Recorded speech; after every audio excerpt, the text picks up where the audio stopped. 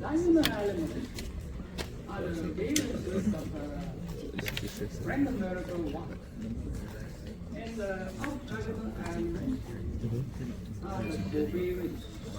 Are the covariance term of the random variable y1. That's why this matrix is commonly known as variance covariance. Because it contains variance as a diagonal element, and the covariance term is the off-diagonal as off-diagonal element. The variance of this vector 3 times y is another vector of random variable. So we know we can calculate the variance. How about the variance? How about the variance covariance matrix of K? Well, it will be A times V times V prime. So this result, its result is statistical theorem. Alright? So we will assume it, and I'm not going to go into proof because it's beyond the cost. So we are just going to make use of this result for deriving whatever that we need.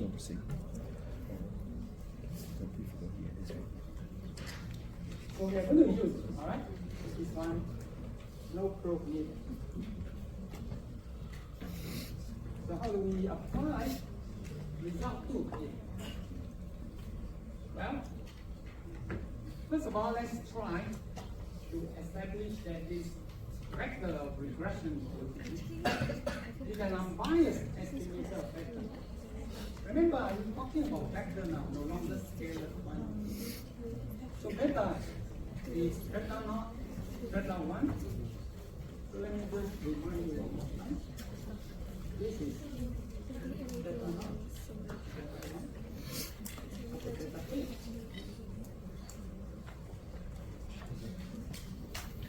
Well, I'm saying that if we minimize the sum of square error and find the least squares estimators, such an estimator is an unbiased estimator of beta. So the proof is here. Okay? The first step is simple. The first step is just this is just beta. So beta. And then I replace y by x beta plus epsilon. Now y is a random vector. That's why expectation makes sense. So in fact you can see from this relationship that beta n is a linear combination of y. Yeah? Alright. So next is we will multiply them to get this. So that's the first line. And then you multiply the second term. And you will get this. Okay? Alright. First one is very simple. This is x prime x inverse. This x prime x multiplied with, you get an identity matrix. And so expectation of identity times beta is beta. So expectation of beta is beta. And the other one is we take expectation all the way to the end. Now, expectation of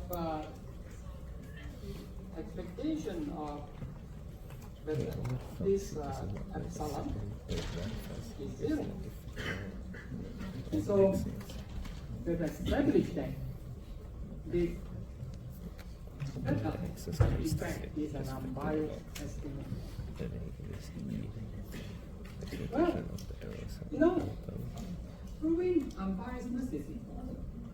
But sometimes we also want to know what is the variance of beta 1, variance of beta 2, or what's the covariance of beta. Why do we need variance of beta 1, for example? When do we need to know the variance of beta 1? We need that variance because when we want to test some hypothesis for beta 1, we need that variance information. So it is important to find the variance matrix of beta n. So let's try to find. So here, to find the variance matrix, I will have to use result 2 that we have learned. What's result 2? 2b. So let me just remind you here. Variance of A1 is A, B, A transpose. That's result 2b. So what is beta hat? Beta hat is this. Now, you can see that it is matrix multiplied by 1. So that matrix is your A matrix. Okay? So this is actually A times 1. So now I'm going to apply result to B. Result to B says, well, here it will be A here, A here,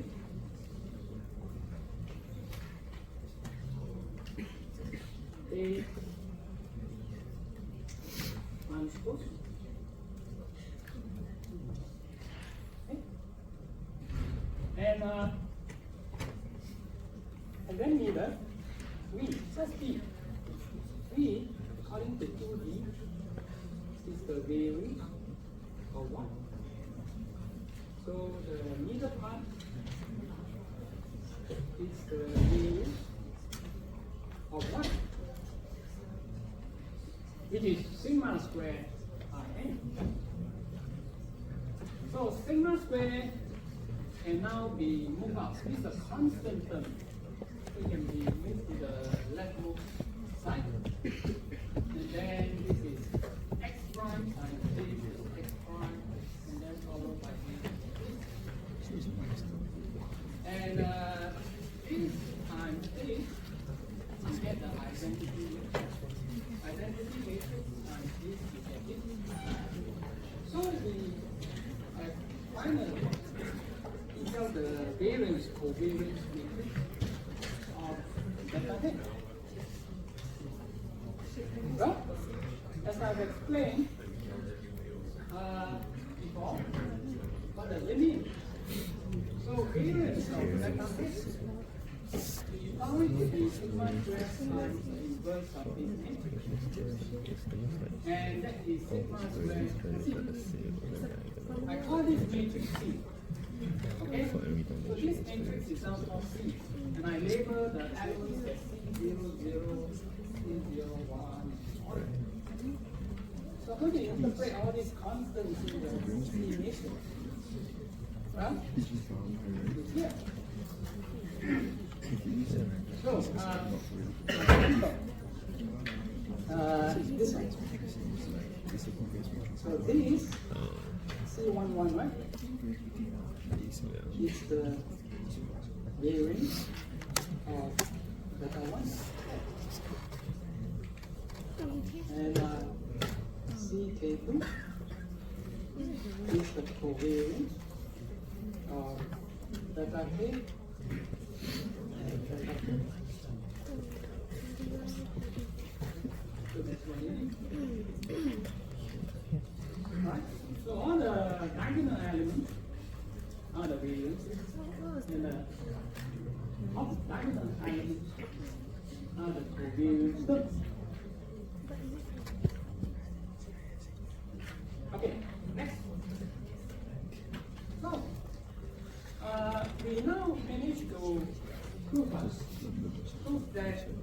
beta hat is an unbiased estimator of beta. And then using result 2D, we're also able to find the variance or variance in the beta hat, which will come in handy later. Well, let's come back to the Gauss-Markov theorem. Gauss-Markov theorem is a very powerful theorem.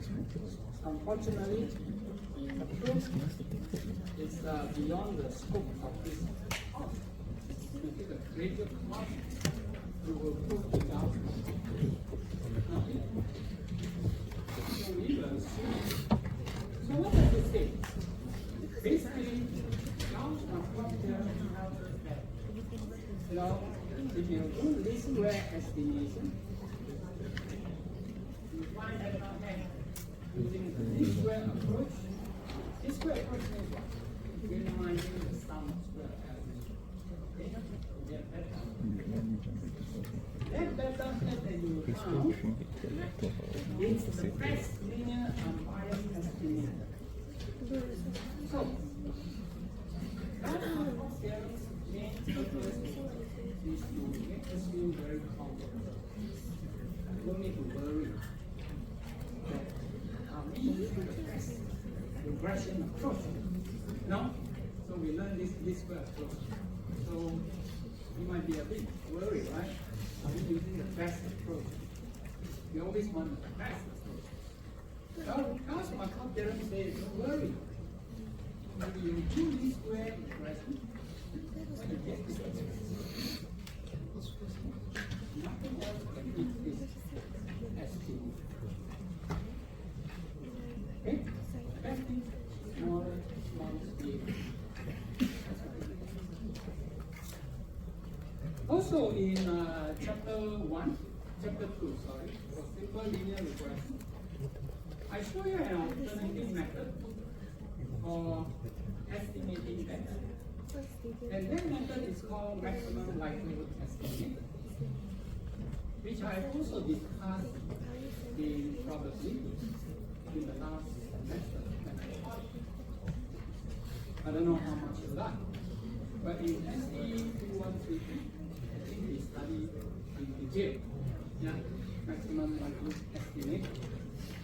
In chapter 2, we tried the maximum likelihood approach, and what did we find? We found that the estimators are the same as this square approach. Same. In fact, this maximum likelihood estimation is a very powerful procedure. It's one of the most widely used procedures by statisticians in all areas. The importance cannot be understated. So it's not surprising. Maximum likelihood approach also gives us the same estimate.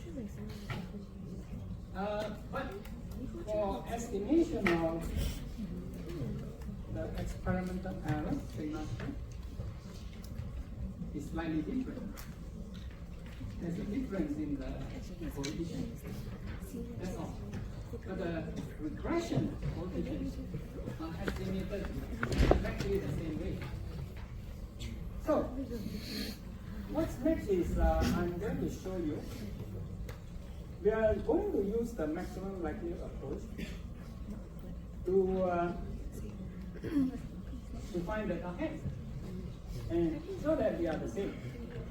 Okay, but maybe a little bit later. Yeah. A bit later. Almost to the end of this section. So now let's talk about estimation of this sigma square. Sigma. So what is sigma square? Sigma square is the variance of the error term, epsilon. This sigma square is the error between some point and the line. So let's let SS residue be the residual sum of square. Alright, so that's the definition. When you see this, you know it means definition, define. So it's the sum of the residues. Yi is the observed. Yi is the value that you find in the line. So this residue can be denoted by EI. But remember, so I'm converting this to matrix notation. This error term is the vector. It's the vector of error. So let's go back to the model book a little bit to see where it is. Yeah. There's this vector. Alright? When we define this multiple linear regression model. So that's where it is. And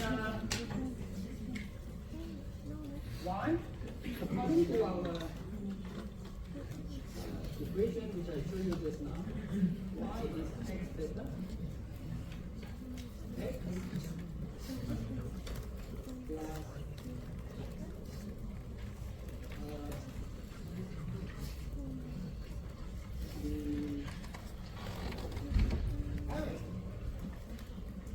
actually this is the residue. P here is the residue. Because epsilon, yeah, this epsilon that should be epsilon, this one should be L. Yeah, this is epsilon. So once you have figured it, you can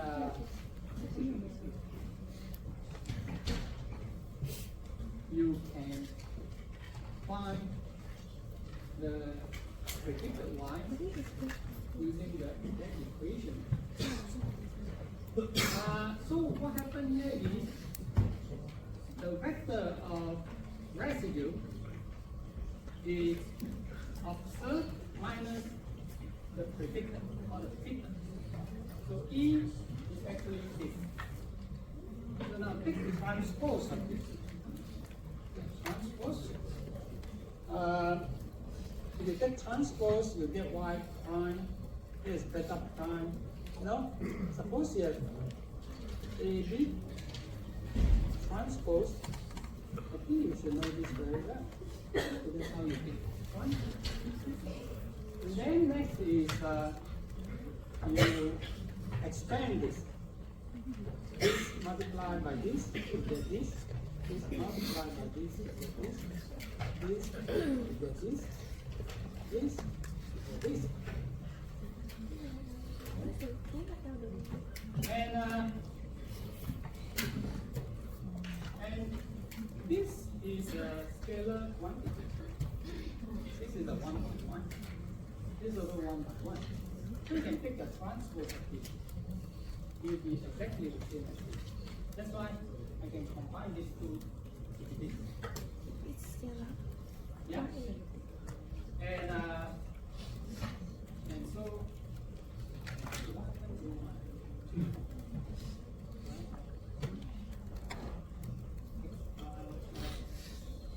okay, another one is this. This is x prime x beta x is x prime 1. So that's 1. So that's beta prime x prime 1. So you have one of them with a positive sign, two of them with a negative sign. So finally, we are able to show that the sum of square of residue is the total variation. This is not the total variation. It's not the corrected form. Okay? Total variation in y multiply, subtract. All right. So we have found sum of square residue. As you can see, it's based on the observed one. It's also based on beta hat x. It's all known. You can calculate this. And we can use this SS residue to estimate sigma. Well, we are not going to use SS residue to estimate sigma square because this 1 degree is not an unbiased estimation of sigma square. But mean square residue is. Mean square residue is defined to be sum square residue divided by n minus p. You know, in calculating sum of square residue, you need to fix p with or k plus 1 for the estimation of beta naught. Beta 1 is going to be greater than n minus p. Alright? There's a loss of p is greater. So sigma square mean square residue is the same. Right? And in linear model theory, again I consider theory, some of these you will prove it in the tutorial, some theory is good, we are not going to touch it. Now, so expected value of this estimated is sigma square. So we know this is an unbiased estimator of sigma square. So that's how we can estimate sigma. Note that mean square residue will change when you fit a different model. Because mean square residue depends on the model that you fit. Alright? So it changes to the model. So here I have one example. Now, let's draw another. Let's draw an straight line. You can fit a straight line. Straight line. Or I can fit a quadratic model. And I can estimate sigma square for both of these. Both of these. Let's take a look. So, so what happens is, I will put a straight line model. I will put a model, let's say Ln. Cholesterol versus H here. Cholesterol versus H. And then I say ANOVA. ANOVA means we will display the analysis of various table for me. And this one degree here is called sigma square. Estimate of sigma square or mean square residue. Okay. So when I pick a linear, a straight line model, the estimate of sigma square is 0.19. If I fit a quadratic model here, if I fit a quadratic model, the mean square is now smaller, 0.11. So here's the residue. This is the mean square residue, 0.11. What does that mean? You see, that means your error has now decreased. As you can see from from the plot. You know, the very model is a much better kit. That's why the error terminal becomes smaller. And so this is reflected in the estimate of sigma. Alright? So let's look at another example. This example is taken from the book. You can see a lot of dots. This is a snapshot of the page from the book. Without dots is my notes. As I say that this chapter is so important, that's why we decided to make our notes for you to help you to understand. So how is the kind of picture?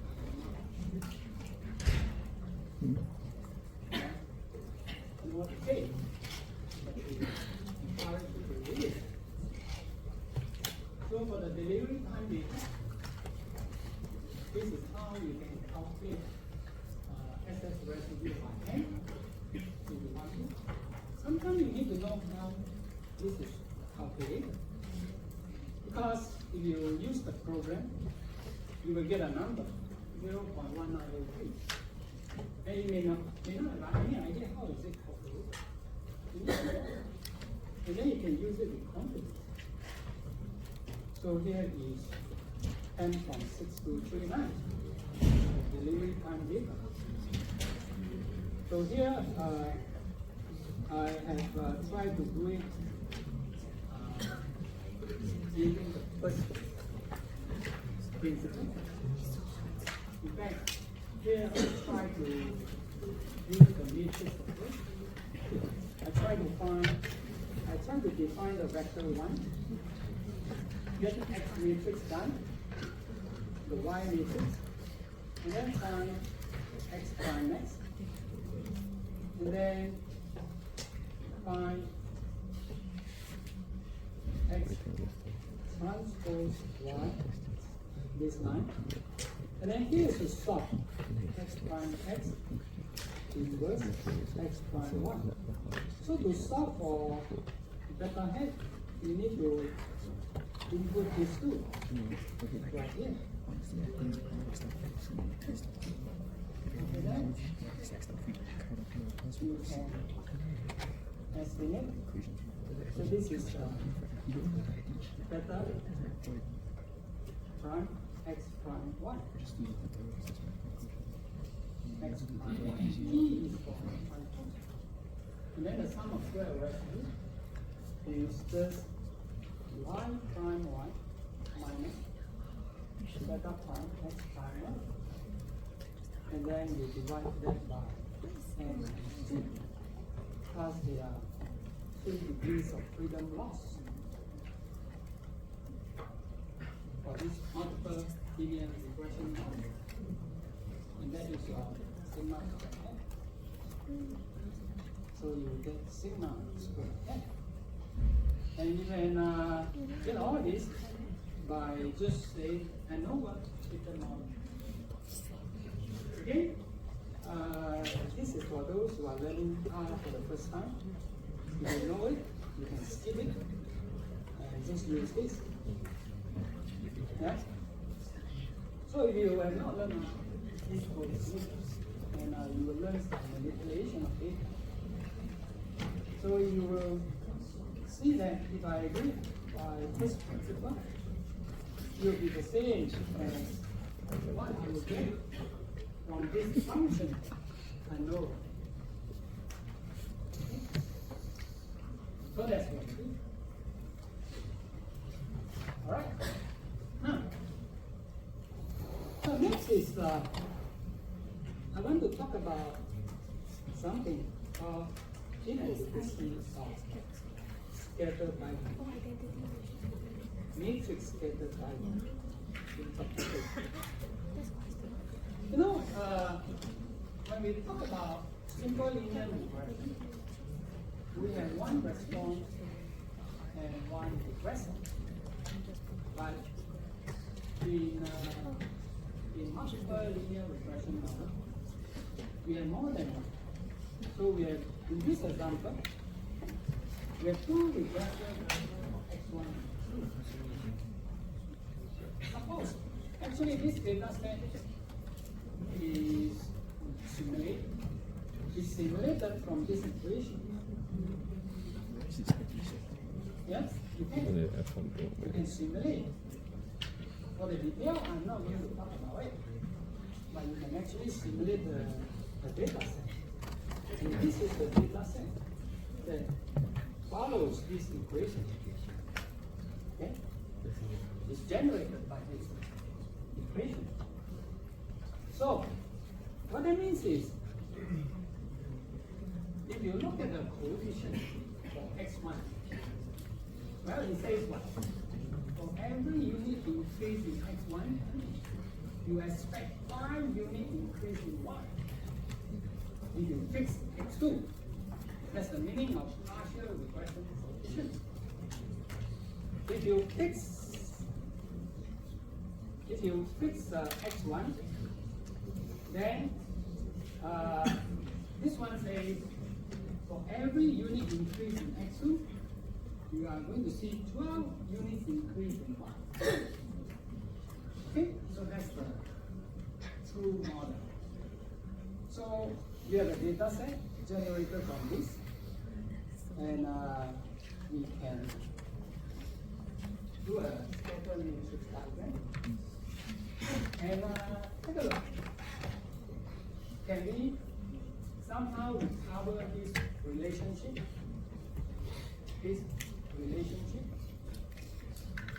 From the scatter plot. So look at y and x1. So here's the plot of y versus x1. Do you see any linear relationship with a slope of -5? Can you see? Does it look high? Look at it. Can you see there is a negative relationship? Negative 5. It's hard to see, right? Because there's no relationship. No relationship. Don't look too high. You won't see it. What about this? There is some linear relationship, right? What's the linear relationship? According to against x2 is 12. But this is 10 to 50. 10 to 50 divided by this. I think it's time for quiz.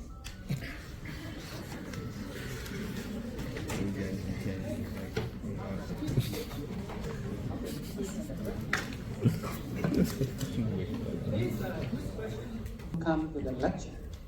Okay? Rest at home. I understand. Not everybody is doing well every day, you know. If I'm sick, I won't come. But lecture will continue. I will just do a recorded one. I think those students who took probability notes, I can do a PI lecture. Yeah. So, no problem. Sick or not, lecture will go on. Now, so let's review.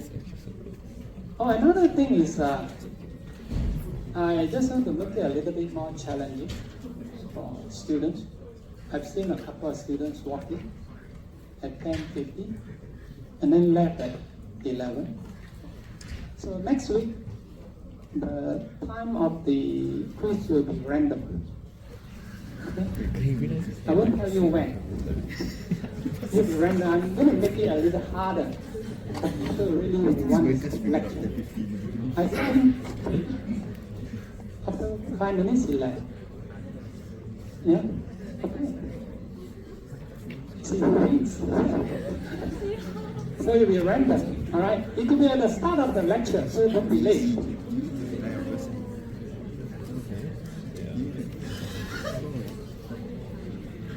Alright, so what have we done today? Number one, we look at the least square estimator. We show that it is unbiased using the matrix approach. And then we study the we derive the variance of beta hat. And that will come in handy when we try to construct confidence interval for this partial regression coefficient. Next is Gauss-Markov theorem. Gauss-Markov theorem tells us that, well, don't worry with the least square approach. This is the best you can get. No other estimator can beat you. Even the most powerful procedure, one of the most widely and most powerful procedure called maximum likelihood procedure, cannot be you because it will give you the same answer. Yeah? So, and then we talk about estimation of sigma square. So sigma square can be estimated using sum of square of residue over n minus p. So that is residue sum of square. And according to linear model theory, expectation of this estimator is sigma square. So I'm now at this part. So we'll talk about, so this particular example will show us that the scatter diagram is not going to be a good tool for us to study relationship in a multiple linear regression setting. So this example is of course artificially created, but it does show, it's trying to prove to you, quote unquote prove, that looking at the scatter plot is not such a good idea. Don't put all your eggs in. You can study, but it may not show you the truth. We know from this relationship, this is the true equation. The true equation says, for every unit increase in x1, I'm going to have minus 5 units decrease in y. So I should expect to see,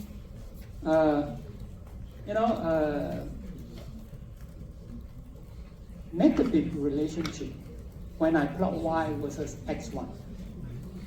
But the scatter plot shows us no apparent relationship. Yeah? And here, there is some linear relationship, but it's not, you can calculate. This is about 40. 40 divided by 5. 40 divided by 5 is about 8. So the slope for this line is 8. Slope for this line is 8 versus 12. So again, it's not quite right. So let's try to calculate the actual gradient. Well, you can see that there are two values that are fixed. So we can actually fix x2 here because there are two identical values, 2 and 2. So we can calculate the increase or decrease in y for every unit increase in x1 when we keep x2 constant. So that's the meaning of beta 1, right? So beta 1 is the partial regression coefficient. It's the increase in y for every unit increase in x1 while keeping the other constant. So the slope can be calculated this way. 17 minus 27 divided by 3 minus 1, which is minus 5. This is correct. If you can calculate this beta 1. Another one is this one, 4. 4 and 4. So you can fix x2 now and calculate the slope when x2 is fixed at 4. So that would be 26 minus 16 divided by 6 minus 8, which is also minus 5. So it agrees. So actually, there's nothing wrong with the data. The slope is actually minus 5. But when you plot it, you may not see the flow. So, so what's the moral of the story? The moral of the story is don't look at this plot and start saying, well, there's no relationship between y and x1, which is not true, when in fact there is a relationship. Okay? So don't put too much faith in a matrix scatter plot because it studies relationship between two variables at a time, not all jointly together. So the next topic that I like to talk about is maximum likelihood estimation. Well, we know what to do, when we want to do least square. So let's try and do it using maximum likelihood estimation. In fact, I've shown you this approach for simple linear regression. I'm going to show you again for multiple linear regression by using the matrix approach. In fact, it is not exactly a matrix approach because here we want to maximize the likelihood. And the likelihood function is a scalar quantity. So basically, it is not matrix approach. But I'm writing things down in the matrix form. So given that model, so this is our multiple linear regression model. And we know that this epsilon is normally distributed with mean 0, variance covariance matrix sigma squared I. So individually, this is the I error term. It's a normal distribution with mean 0 and variance sigma. So this is a normal density, normal PDF probability density function with mean 0, variance sigma squared. Now, for maximum likelihood approach is you form the likelihood function. The likelihood function is what? It's just the product of the individual probability density function. That's the likelihood. Why is it called likelihood? Because for discrete random variable, this likelihood function is the probability. But for continuous random variable, this function is not probability. So we use the name likelihood to denote both cases. You know how likely it is, likelihood. So the likelihood function is defined as what? As the product of the difference of the density function of epsilon 1, epsilon 2, and so on. So you multiply them together. And this, for example, is this sigma n. This one is 2 pi times 2 pi n times, you get this. Here, it's summation epsilon I squared. You can see immediately from here. So this is summation EI squared. Okay? Because when you take the product of this, basically you're adding this up. Here's a constant that you move outside. Here is epsilon 1 squared plus epsilon 2 squared, and so on. And that can be written in the using this vector epsilon. Alright? And the residue is defined to be y minus x beta. This is your observed vector. This is your predicted. I think I missed out. Okay, no, I didn't miss out anything. That is your error term, not the residue. So the error term is error term. Residue is based on beta factor, alright? So this is based on beta. So now I replace epsilon by y minus x beta. So now you can see I'm changing the likelihood function as a likelihood function of y. That's the likelihood function. So what's next? Next is we want to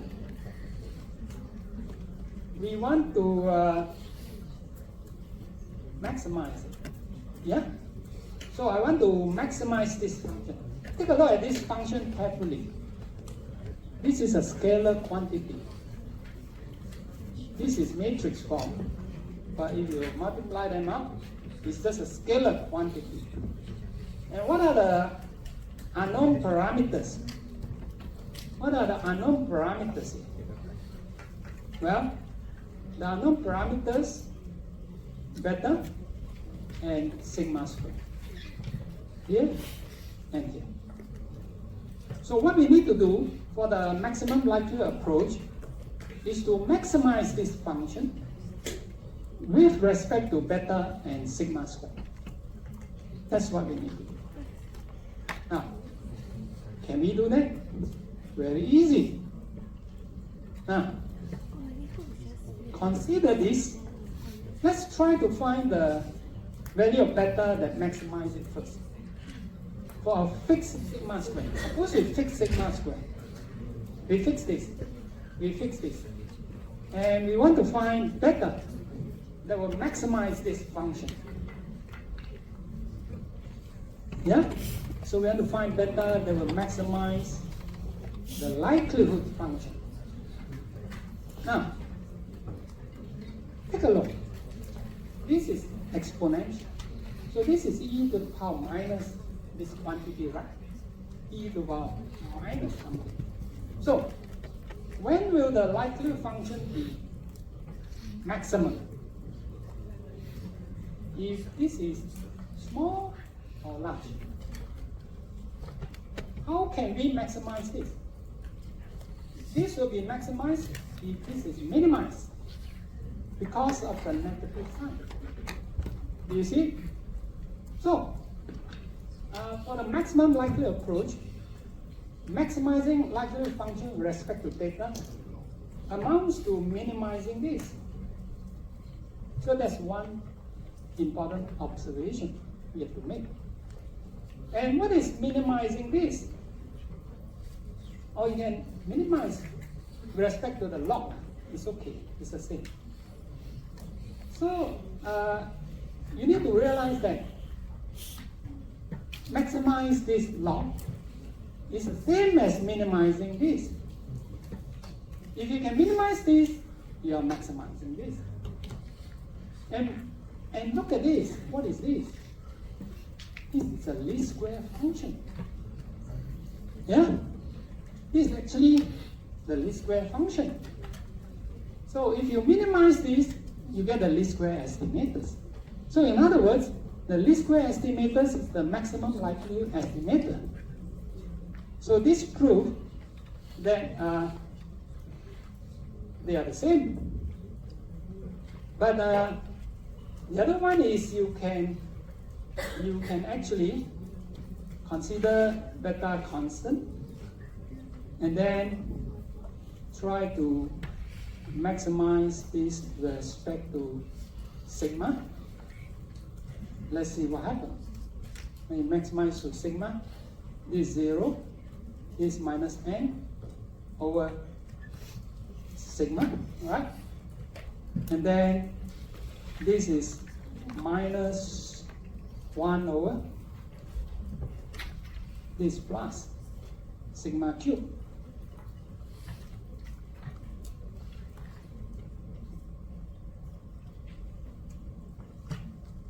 and set it equal to 0, one of the sigma will cancel. Set this equal to 0, one of the sigma will cancel out, and you'll get this. The n here. This is the n. So for the maximum likelihood estimator, it can also be found by maximizing the likelihood function, which is this. What's the difference between this and the one obtained using least square approach? Least square approach is n minus p. So that's the only difference. Yeah? But the regression coefficients are the same. Now, for large n, both estimators should be about the same. So I'm using a tilde here to denote this maximum likelihood. But for small n, there might be some difference. Now, next is I want to state some distribution theory that I don't know where you learn it. I don't remember teaching it in probability, but I know in mathematical statistics, surely you will learn this. So this is, we need a few results from mathematical statistics. So in case you're not learning it, I'm stating it here for you to know, because we are going to use them in this course. As for the proof, I'm not too bothered, because you can study in mathematical statistics. So the first result says, if I have a normal random variable, standard normal, and U is a chi-square random variable with n degrees of freedom, and if they are independent, then this quantity will have a t distribution. Theorem B states that if U is chi-square n, V is chi-square n, and if they are independent, then this ratio will have an F distribution. So if you have not learned it, learn it now. It's never too late. And I don't think you learn this in any undergraduate courses. Okay, this theorem. You will actually prove this theorem in a graduate course, but we need it. So I'm going to state it without proof, and we are going to use it to prove many useful results. So this theorem, I call it DT. You know what DT stands for? Distribution theorem. Okay. It says this. Suppose A is a K by K matrix of constant, and Y is a random variable. It's multivariate normal. Mean mu, so expected value of Y is mu, and variance of Y is V. So that's the condition given. So Y will be multivariate normal with mean mu, variance, covariance matrix V. And let U be the quadratic form. Quadratic form means this. So this is actually a scalar quantity. Y transpose A times Y. So the first result of the theorem states that if AV or VA is an idempotent matrix of rank P. So again, this involves two results in linear algebra. So what is idempotent? Idempotent means, so a matrix W is idempotent if you multiply by itself, you get back the same matrix. That's called idempotent. Symmetric means what? Symmetric means the transpose is the same. Okay? Rank P means what? Rank P means the matrix has P columns that are linearly independent. Right. Or P rows that are linearly independent. So if you have forgotten what a rank is, go home, revise your linear algebra. Then what happens? If this is true, then you will have a chi-square distribution with p degrees of freedom and a non-centrality parameter. Well, I'm sure some of you have learned chi-square already. Usually the chi-square distribution that you learn has non-centrality parameter 0. So that's the one that you know. But there's a more general form. It has a non-centrality parameter. And if lambda is 0, then we get back the usual chi-square random variable. So this result states that this quadratic form has such a distribution. But for us, this case is more important. That means we are assuming the error term to be sigma squared I. So if you have that case, then the result one simplify a little bit further. You just need to check that A is an idempotent matrix, and then this result will follow. Okay? Now, here, result 3 and 4 allow us to prove independence. Well, you learn independence of two random variables, right? But here, we want to learn the independence of By and the quadratic form. So when is By and Y prime Ay independent? If you can show that BVA is 0, then they are independent.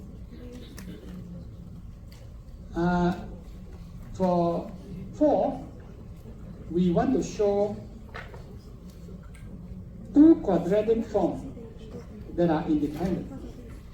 So if we can show that AVB is 0, then they are independent. Okay? So, why is independence so important? Because, for example, you come back to these two simpler theorems. You know, when you look at the analysis of variance table, we form F-test. Why? Because all the variances are independent. How do we show independence? Theorem DT. If you can show that they are independent, then you can derive F-test for the analysis of variance table. And if you can show that they are independent, residue mean square is independent from sum of square residue, sum of square due to regression. You can also construct T-test because it follows a T distribution. That's why results 3 and 4 are very important.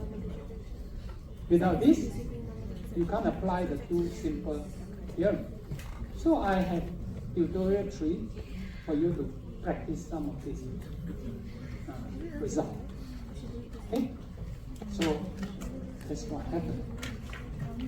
So let me just go to the top. So in the second half of the lecture, I discussed maximum likelihood estimation. It can be proved easily that doing maximum likelihood estimation is the same as minimizing the least square function. That's why the regression coefficients are the same, the estimated one. But sigma square is estimated slightly differently. Yeah? And then finally, I'd like you to take note of this very important distribution theory. Without this theory, you won't understand analysis of variance, you won't understand confidence interval, and so on. So this is something important. Pay extra attention to this. Okay, so I think I start the lecture here.